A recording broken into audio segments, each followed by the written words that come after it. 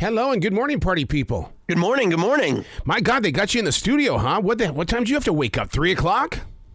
Yeah, but and also it's torrential rain here, so it's been a trek, but it's good. Oh my God, I've been reading about it down here in the Carolinas. Usually we get that storm before you do, and so this morning I kind of chuckled, going, "Thank God they got it before us."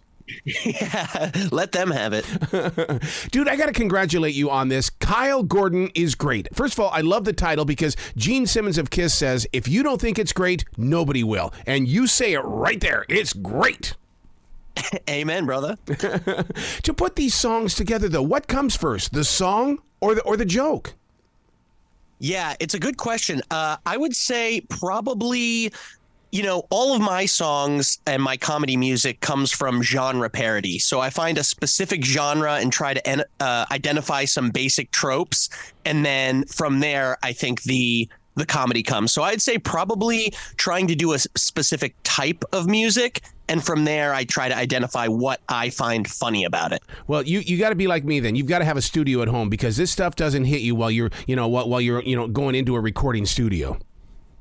Yeah, I mean, the studio is at home is just me and my guitar, really. Yeah. So I'll be listening to, some like early 2000s country, or I'll be listening to Irish music or whatever. And I just pick up a guitar and maybe try to mimic what I'm listening to. Okay, so it's okay then to say that the video of The Ugliest Girl, when I say that it's a Throwback Thursday fun song, I mean, then it's not bad for me to say that because you said you're into the genres. Yeah, exactly. So yeah, the my newest song that just came out, "Ugliest Girl on the Beach," is a parody of sort of early 1960s bossa nova, Brazilian jazz, maybe a little bit of Sinatra or Andy Williams, that kind of vibe. So do you go in there and study the actual habit of that particular sound? Because I mean, you nailed it. I mean, you really have got that kind of a touch to it. Oh, thank you. Yeah, I think I do.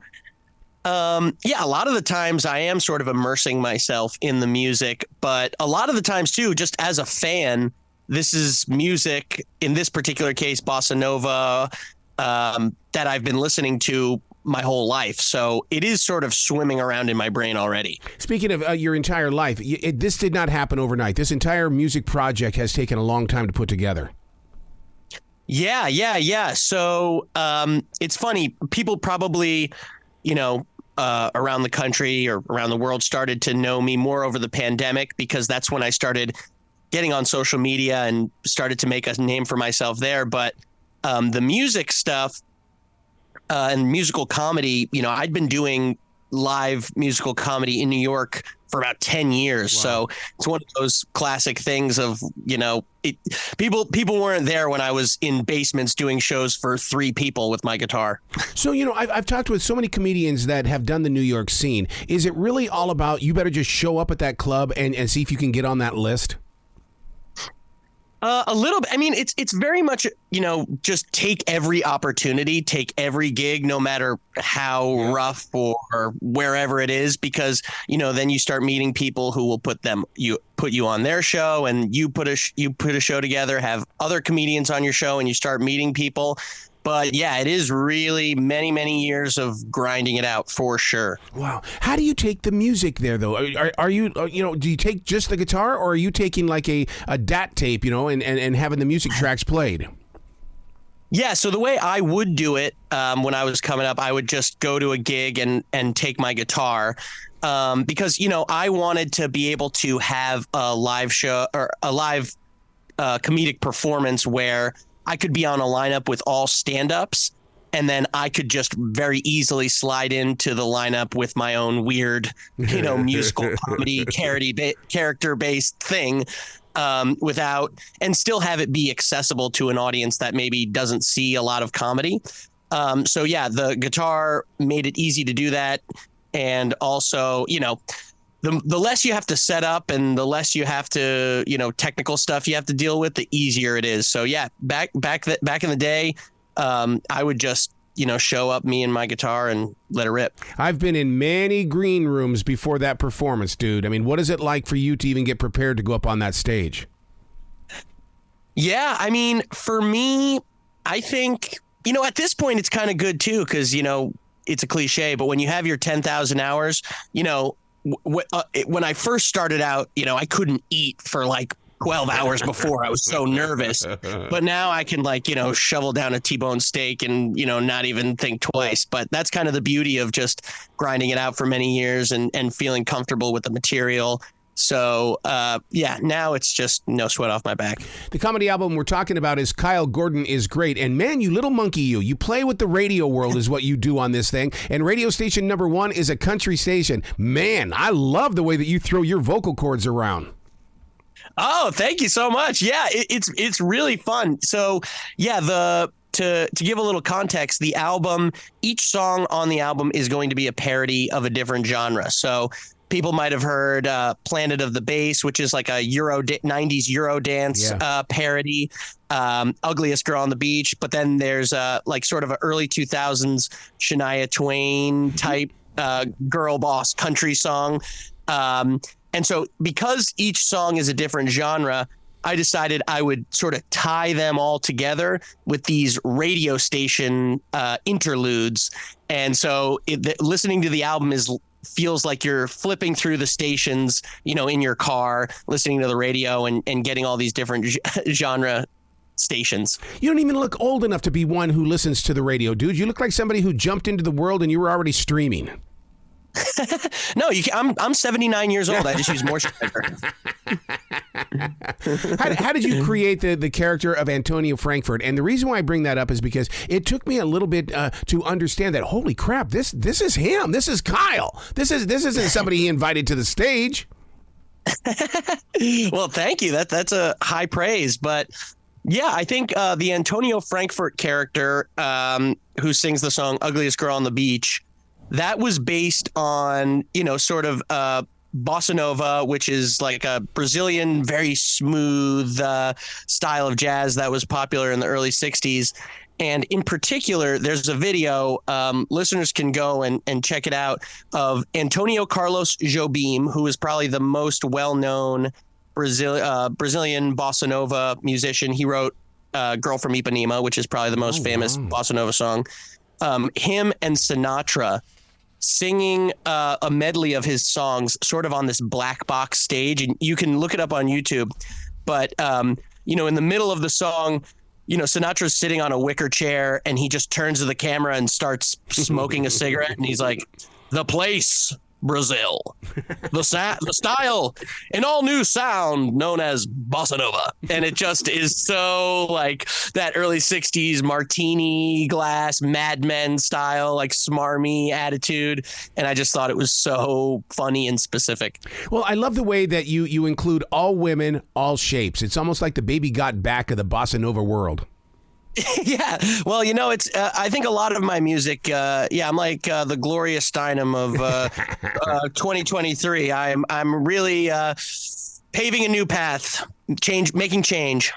Now, to be able to create a character such as Antonio, I mean, are you sitting there on the sofa? Are you driving in the car? Because all of a sudden an idea comes to you. A lot of people don't understand creative people at all. All of a sudden something hits us, and then we try to go for it, and they're going, okay, do whatever you got to do. Also, I'll be out here watching old TV shows. Yeah, well, my process is, because my style, I'm playing tons of different characters, and that's what people probably know me about from on my social media as well as my music now. And so my process throughout the day, I have a note on my phone that goes back many, many, many, many years, and there's thousands of ideas. So anytime an idea pops into my head through the day for a character or a bit, anything, I immediately jot it down in this note I have on my phone. And I would say probably 95% of those ideas are garbage. So the real process is sifting through all the nonsense I write throughout the day and try to find the diamond in the rough and say, oh, this one actually I think might be something. So that's the real creative process for me, is just sifting through all the thoughts I have throughout the day and seeing which ones work. My God, I can so relate with that, because even in the world of podcasting, it's still a stage. These ideas hit me. I write about them a lot, and then it's like, well, go do it. Well, no, people will laugh at me. They'll sit there, they'll judge me. Well, go do it then. And you sit there and you fine tune that thing until you start getting numbers. I mean, I love that feeling, but my God, the anxiety that you and I must go through, dude. Yeah, no, I love that because I mean that is a really important, and I think every creative person goes through that. Is prejudging yourself and prejudging your ideas, but I think the best way to improve and develop your own voice and get strong as a creative is just go for it and put your ideas out into the world. And especially over the past 3 years with social media, I have put a lot of ideas that I've had out into the world. Some of them are a little half baked. Some of them I would go back and look and be like, ooh, maybe that wasn't it. But the way you get better and improve is by, taking swings and misses sometimes. And, sometimes the more you swing, the more you're going to connect. So I think, that feeling, like working through that feeling of being like, I don't know if I should do this, and then just pushing through and putting something you created out into the world. I think that's the best way to, hone your craft. You're so right about that, because even I'll tell that to my students in broadcasting. I'll say, go listen to episodes number 1, 2 through and 5. And they'll go, why? And I said, because 500 has been fine tuned. Go listen to the beginning and see how much I really sucked, but I didn't give up. And that's what I love about your music, is that somewhere along the line, you sucked really bad. And all of a sudden you said, I got it now. This is it. Totally. And that's why I'm very grateful to have had those many years in New York. Again, I have literally done shows where I'm on stage and there's one guy in the audience. I have had those moments, and that's what, people see me now, either through my music or on social media, and it does look very polished and put together. But yeah, that's because there was many years of me trying and falling on my face in front of live audiences in New York. And that's really, and I did a lot of improv too, by the way. So I was doing improv in front of audiences, many times a week for many years. And there's no better way to, fall flat and eat it than, just having to make something up on the spot for many years. So that's kind of where I got my 10,000 hours as well. Tell me if I got this wrong. On radio station number 2, it's the pop, punk, and emo. It sounds like a smart-ass little kid that's sitting in his bedroom doing an internet radio station. Yeah, right. Exactly. I mean, because when it started out, I'm going, okay, this is cool. And then all of a sudden you start dropping in the cuss words. I'm going, what? Only on the internet. Exactly. Yeah. I kind of imagine that guy is, putting it out. Just like putting it out on the internet or something private. Like, he's just in his bedroom or in his basement. You could probably hear his mom yelling at him from downstairs, bleeding in through the microphone in his bedroom. Yeah, for sure. Dude, I still have a cassette tape of my father screaming at me when I was up in my bedroom in Billings, Montana, recording music. Shut that damn stuff off. You're driving me crazy. And I thought, I'm going to save this forever. That's amazing. It's very Twisted Sister, or, that Beastie Boys video. Like, turn that music down. Oh, God, I can relate with that so much. Now, how did you come up with Melissa Heartsleeve?